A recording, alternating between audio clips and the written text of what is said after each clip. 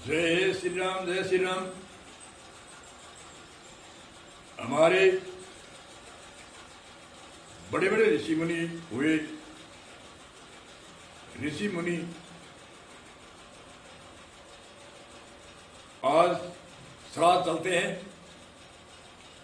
श्राद्धों के अंदर हमें 3 ऋण उतारने के संकल्प लेने चाहिए। ये सर्दी गर्मी बराबर आती है, अब नौरते आने वाले हैं और श्राद्ध में ऋण चुकाने के लिए संकल्प करना चाहिए। कौन सा ऋण? 3 तरह का ऋण।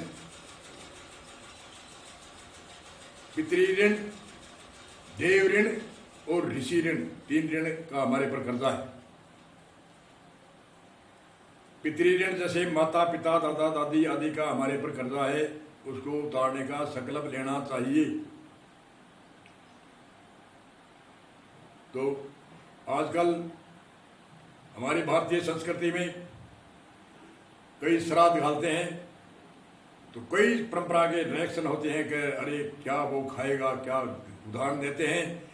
गाय मरी हुई को घास घेरते हैं, उसका दूध निकालने के लिए एक उदाहरण देते हैं और कहते हैं कोई संत ने कहा था दूध ले आओ, तो उसका शिष्य है वो गया दूध लाने के लिए और दूध लाने के गया तो दे वो कोई मरी हुई गाय थी, उसके पास में जाके बैठ गया और घास डाल दिया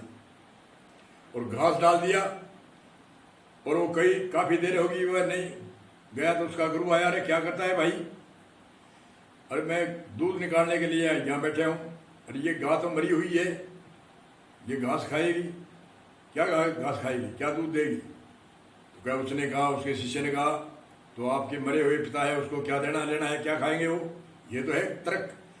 ये कोई सभी जानते हैं मरा हुआ जो ये शरीर मर गया वो नहीं खाएगा, न आगे जाएगा। वे हमारी भारतीय संस्कृति की एक भावना है कि उसके नाम पर हम दान पुण्य यज्ञ आदि करते हैं। ये हमारे को तो मिलता है।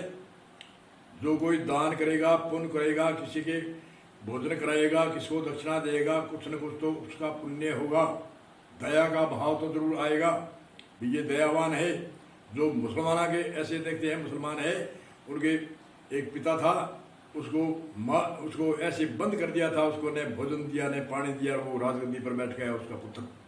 उसने कहा था कि बड़े हिंदू अपने पिता को श्राद्धों में ही भोजन कराते हैं और मैं भूखा तीसरा तड़प के मरता हूँ। ऐसी भावना की बात है, उसको मिले ना मिले ऐसी तर्क होती है। हमारी भारतीय संस्कृति में ये हमारी भावना दया की होनी चाहिए। पिता चले गए, कहते हैं कि पिता की सेवा करनी चाहिए। अरे जो श्राद्ध करेगा वो सेवा कैसे करेगा? श्राद्ध नहीं करेगा वो सेवा कैसे करेगा? जो पहले सेवा करी है वही श्राद्ध करेगा। ये तो हमारे जानते हैं कि हमारे जो भावना अच्छी होगी वही माता पिता के लिए कुछ करेगा। वो उसको मिले ना मिले, आपको तो मिलती है, उसकी भावना ऐसी होती है कि मैं उसके निमित्त करता हूँ। मेरे नाम से निष्काम भाव तो बढ़ता है कि मेरे निमित्त नहीं, मैं मेरे पिता के निमित्त है, इसलिए वो निष्काम हो गया। जैसे हम परमात्मा के लिए कोई भक्ति करते हैं, भक्ति तो हमारे लिए करते हैं, नाम किसके? हम परमात्मा, हम निष्काम से काम करते हैं। तो हमारे लिए परमात्मा क्या देगा? नहीं देगा। निष्काम है, फल तो जो कर्म है, कर्मों का फल चाहे बुरा हो भला हो वो मिलेगा। तो इसलिए ये ऐसी तर्क आजकल के जो उदाहरण देते हैं ऐसे देते हैं, ये उदाहरण हमारी भारतीय संस्कृति में मान्य नहीं है। मानने वाले कोई मानते हैं, वो नास्तिक है, वो मानो, कोई दिक्कत को नहीं।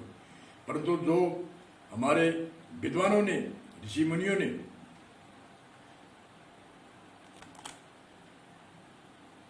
भारतीय संस्कृति की मर्यादा रखी है, मर्यादा का माता पिता की सेवा करनी, उसकी बंदगी करनी, उनकी इच्छा की पूर्ति करनी और उसकी मनोकामना पूरी करनी, उनके वाणी से मिठास से बोलना, उसकी मनोकामना यही है। और क्या बूढ़ा मायत क्या खाता है, क्या पीता है, क्या माल मरीदा नहीं खाता है, सिर्फ एक बोलने की भाषा, उसकी भावना पुत्र की ऐसी होनी चाहिए कि मेरा पिता है, मैं उसकी माता पिता है, इसकी सेवा करूं। मैं कर्जदार हूं और माता पिता की मैं कर्जा उतार नहीं सकता, परंतु फिर भी मैं तड़पता हूँ, इसके लिए करता हूँ, इसकी इच्छा पूर्ति करता हूँ। इसको कहते हैं पितृ ऋण। और देव ऋण कहते हैं, देव ऋण जैसे सूर्य देवता, चंद्रमा देवता, वायु देवता आदि आदि, ये 33 मुख्य देवता है। इन मुख्य देवता ने हमारे पर कृपा करी है। सूर्य देता है, कोई पैसा नहीं देता, प्रकाश करता है। चंद्रमा फल फ्रूट में रस देता है, कोई पैसा नहीं देता। वायु है, हमारे शरीर के अंदर भी गुरुत्वाकर्षण इस प्रकार से काम करती है और बाहर भी काम करती है। अनेक जगह अग्नि, हमारे जठर अग्नि काम पेट में करती है, बाहर भी करती है। तो देवता उसको कहते हैं, जो देने वाला है उसको देवता कहते हैं। हम इसका चुकारा नहीं चुका सकते। क्या चुकारा चुका सकते हो? सूर्य का लाइट का बिल तो तड़पते हो, हम तड़पते हैं कि बहुत बिल आ गया।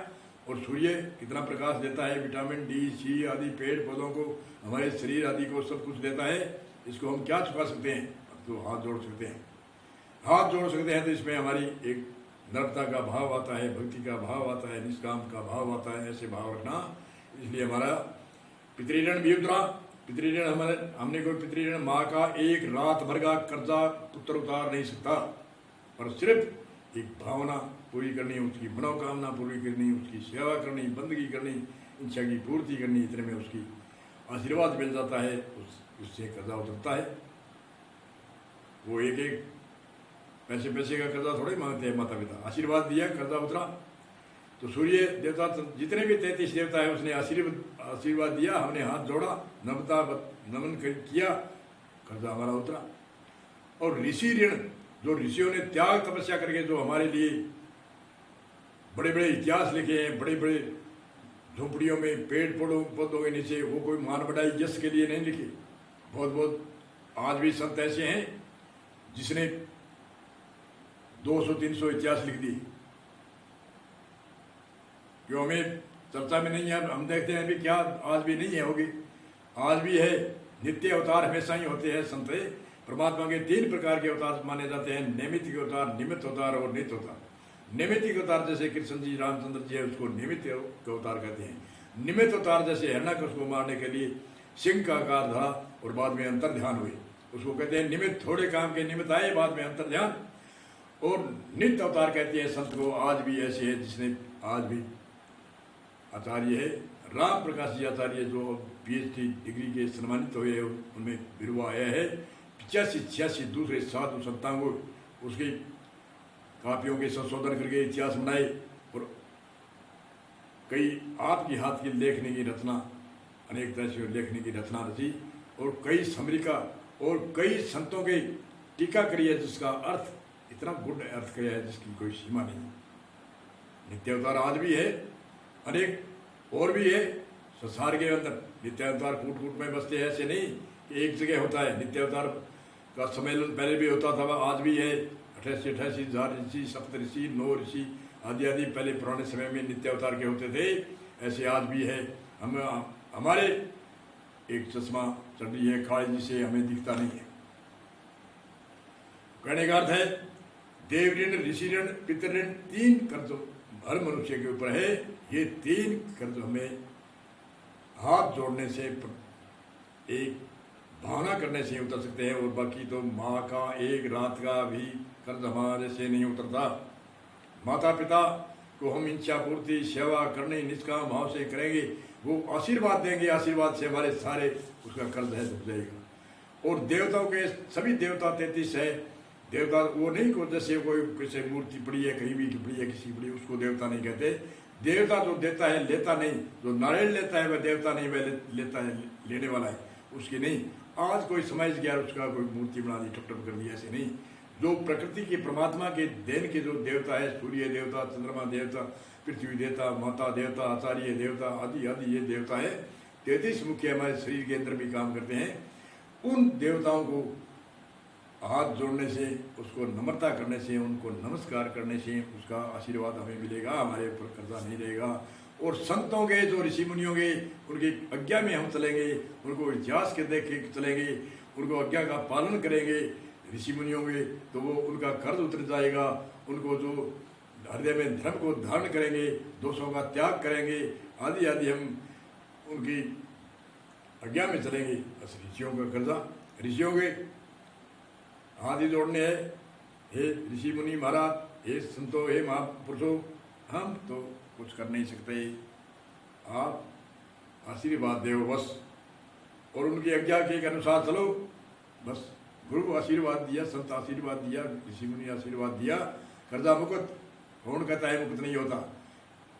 संतों के आशीर्वाद से कर्ज मुक्त, कर्म मुक्त। ऐसे ऐसे ऋषि ऋण, देव ऋण और पितृ ऋण, ये नम्रता और बार बार कोटिन कोटिन को प्रणाम करने से, उनके आज्ञा का पालन करने से, उनकी नम्रता रखने से, उनके चरणों में कोटिन कोट प्रणाम करके उनका आशीर्वाद हमारे पर बरसे, ऐसे भावना करने से, निष्काम भाव से उनकी सेवा करने से हमारा कर्जा उतरता है। बोलो जय श्री राम, जय श्री राम। ऐसे ही कर्जा हमारे ऋषि मुनियों के आशीर्वाद से, ऋषि मुनियों के जो भजन सुने, कोई इतिहास सुन पड़ा, उनसे शिक्षा मिली, उनका आशीर्वाद है। और आज वर्तमान के ऋषि मुनि है, उनका आशीर्वाद तो मिलना ही मिलना है। बोलो कोटिन को जय श्री राम, जय श्री राम।